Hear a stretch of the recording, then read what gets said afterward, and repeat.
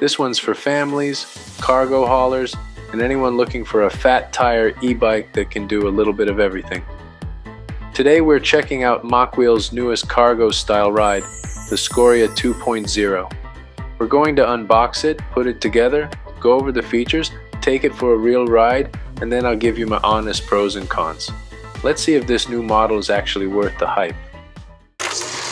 Hey guys, this is Daddy O from the O Family channel, and if you're new here, we do product reviews, vlogs, fun challenges, and more. Okay. So make sure to subscribe, like this video, and hit that notification bell so you don't miss out on our future adventures. Today we got another e-bike review, and this one is from a company we worked with before and really enjoyed, Mokwheel. They sent us their newest model, the Scoria 2.0. Cool. Now while I'm filming this bike is not officially out yet, so this is kind of an early look at their updated version of the Scoria. Nice. We reviewed other Mokwheel bikes before, like the Obsidian and Onyx ST, and one thing I can say is Mokwheel has consistently made some really solid premium feeling bikes. So I'm definitely excited to check this one out. Enough talking, let's open this box, see what comes with it, get it put together, take it for a ride, and then I'll share my honest pros and cons, so let's get into it. Alright, so as usual, let's open this box. Usually Mokwheel sends in a really good heavy duty box. Oh, here we go.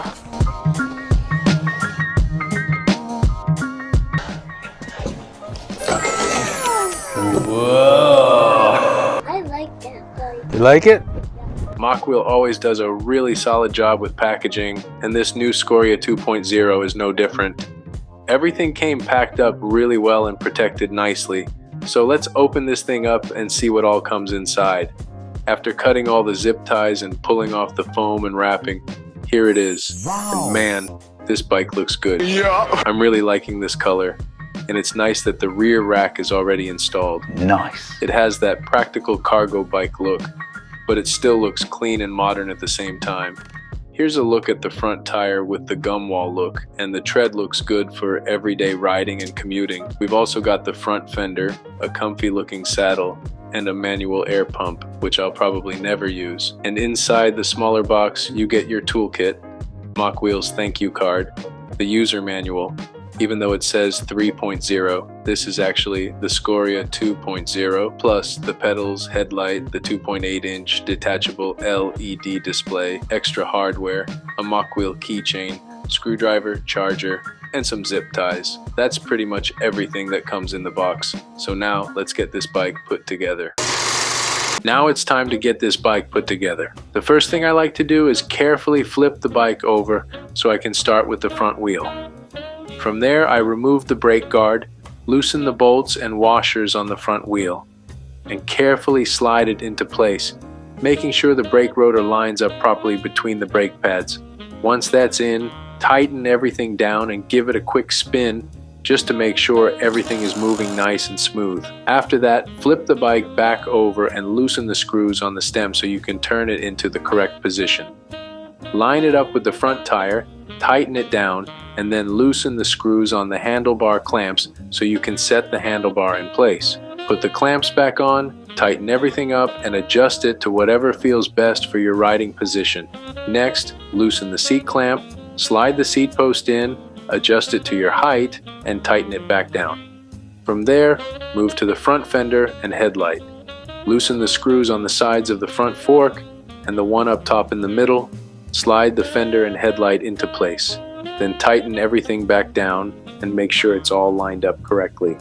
After that, loosen the screws for the display mount, open it up, place it over the handlebar, and tighten it into position. Then it's time for the pedals. The right pedal threads in clockwise and the left pedal goes in counterclockwise. Now go ahead and mount the LCD display in place, connect the wires for the headlight and display, and then finish it off by putting the rubber cover over the middle stem bolt. And that's pretty much it. Overall, the assembly was super easy and took me around 30 to 45 minutes.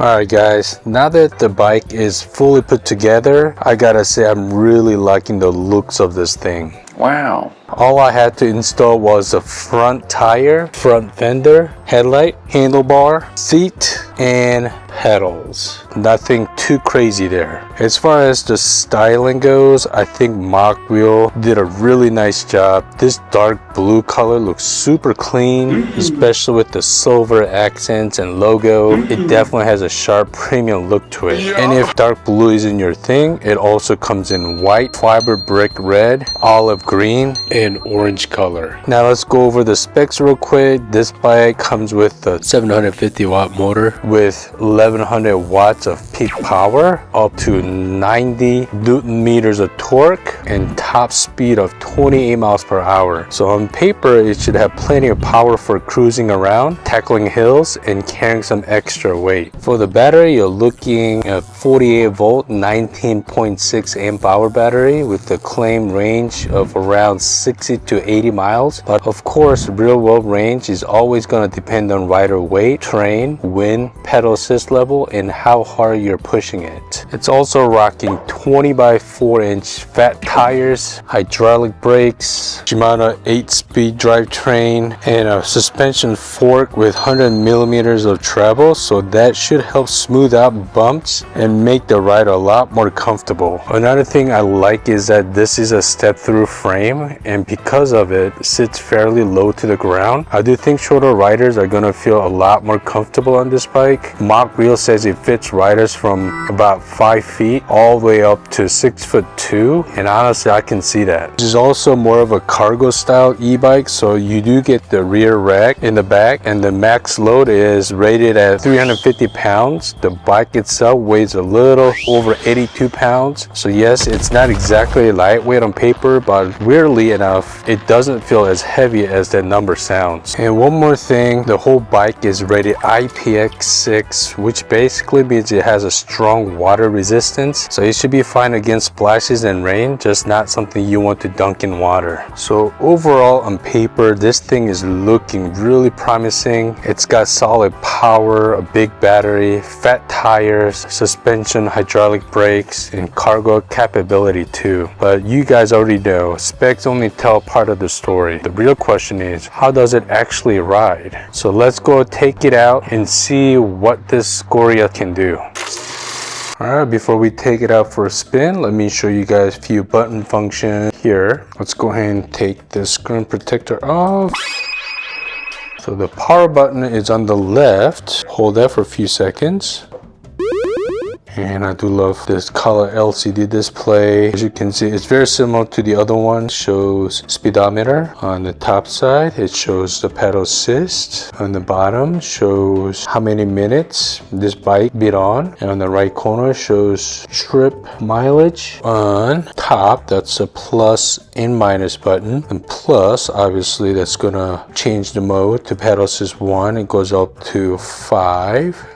And 0 is the lowest. Oh, I forgot, and here's the battery power on top. Looks like it does have the turn signal. Let me turn that on. Left turn signal, it shows on the screen the left turn signal is on. And let me see. Oh, they do have turn signal on the back, nice, but there's none up front. And to turn it off, you press it again. That's off. And then here's the right turn signal. And here's the right turn signal. And hold the plus button for a few seconds. That should turn on the headlight. And shows on the screen too that your headlight is on. And here's the headlight. Sun is shining on me. Nice and bright. And here's the tail light. Here is the brake light. Cool.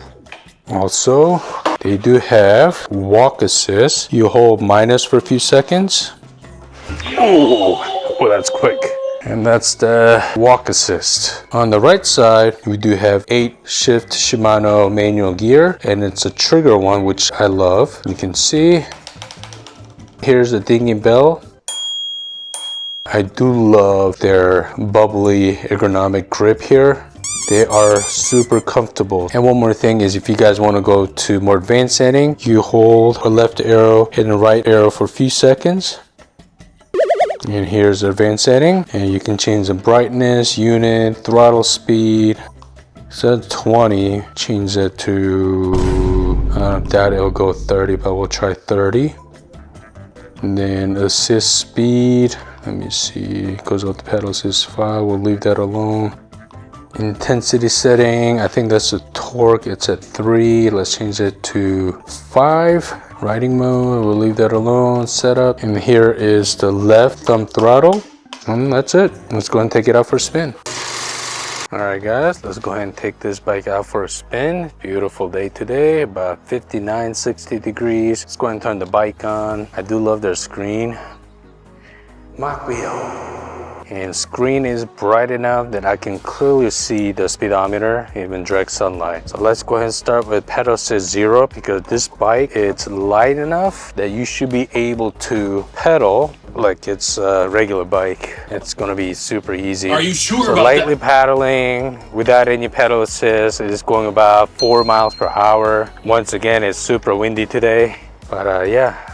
Easier to cruise, paddle, 6 miles. Let's go ahead and do a pedal assist 1. You can feel the motor kick in, going about 8, 10 miles per hour on pedal assist 1. Brake check. Nice. Brake is excellent. Now try pedal assist 2. I feel the motor kicking even more. Right now, I am going about 13, 14 miles per hour, pedal assist 2, pedal assist 3. Super quiet bike, going about 16, 18, 20. The ride is quiet and smooth and so comfortable. Nice. It's what you expect from Mokwheel, their quality bike. It's the pedal assist 4. It's 18, 20, 21, 22, 23. All right, let's try pedal assist 5. Oh yeah. Motor's kicking in, 22, 24, 27. Wow. And it's a smooth, easy bike. Enough power, enough torque. 27, 28, 28.3. How's the high so go? Like I said earlier, I love the grip.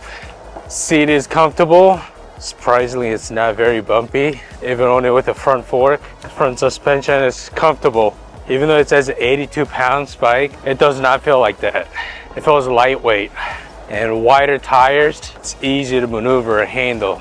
All right, let me try thumb throttle only. Here we go. Oh yeah. It's not in your face torque, but it does have enough torque. Going 17, 18, 19, 20, 21, 23, 24, 24.7.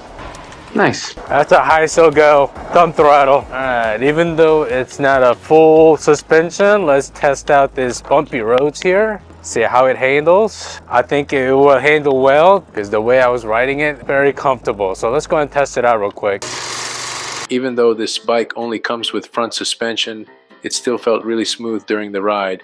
And for something that weighs about 81 pounds, it honestly felt lighter and more nimble than I was expecting. It was easy to maneuver, easy to get comfortable on, and just felt very user-friendly overall. I could see this working really well for all kinds of riders, whether you're newer to e-bikes or have a lot more experience. It's great for everyday commuting, family rides, or just getting out and having some fun. Now, this isn't really meant to be a hardcore off-road machine, but that's not what this bike is trying to be. It feels solid, practical, comfortable, and well built. And overall, Mokwheel really does a good job giving you a lot for your money. Alright guys, after spending some time riding this bike, I'll say pretty much delivered what I expected. It feels premium, the ride is comfortable, and overall it's just a really solid everyday e-bike. Okay. Like always, let's go over the pros and cons, and this is just my own personal opinion. Starting with the cons first, and honestly this is mostly nitpicking. First, I do wish this bike came with a louder horn instead of just a little bell. Second, even though the 100mm front suspension does a nice job and the ride is comfortable, I do wish it had a rear suspensions too. That would have been the icing on the cake. And last, if you're around 6'1" and taller, this bike may feel a little on the smaller side. Now for the pros, there's definitely a lot to like. First off, this bike feels premium. The frame feels solid, the grips are nice, and the seat is very comfortable, and especially for longer rides. The adjustable front fork paired with the those 20x4 fat tires help smooth out bumps really well, and the hydraulic disc brakes give you a strong stopping power, which is always something I like to see. Another thing I really like is even though this bike weighs over 82 pounds on paper, it honestly doesn't feel that heavy once you're riding it. It feels stable, easy to control, and easier to maneuver than I expected. And for me, the biggest pro is just how practical this bike is. If you want something for family rides, running errands, cruising the neighborhood, or just an easy, comfortable, beginner-friendly e-bike that still feels premium, this bike makes a lot of sense. Plus, if you want to customize it more, there are extra accessories you can add, like a front basket or kid seat setup depending on your needs. So overall, if you're looking for a super aggressive off-road bike or something built for crazy speed, this probably isn't it. Nope. But if you want a comfortable premium feeling cargo style e-bike for everyday use and family riding, I think the Scoria 2.0 does a really nice job. I'll have the link and discount code down in the description box below if you guys want to check it out, and using that link really helps support our channel, so we really appreciate it. Thank you. Big thanks to Mokwheel for sending this bike out for us to review and for working with us again. And if you guys enjoyed this video, don't forget to subscribe, like, and hit the notification bell so you don't miss out on future reviews, adventures, and more fun videos coming up. And let me know down in the comments, what do you guys think about this bike? And is this something you'll ride with your family? Maybe. Thank you guys so much for watching, and see you guys in the next one. Bye guys.